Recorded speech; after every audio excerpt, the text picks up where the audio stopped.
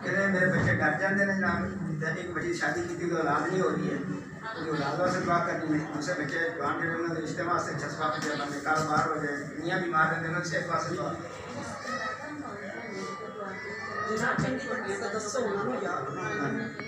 पांच भैन की मसला करना घर कहते रिश्ते नहीं आ रहे, पांच भैन ने जवान ने साड़ियाँ तो कोई रिश्ता मकबूल सिरे नहीं लगती गल ना।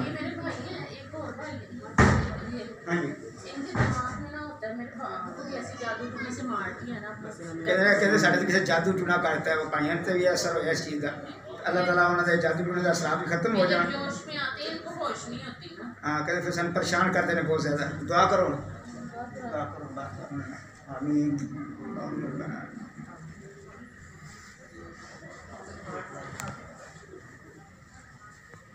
चलो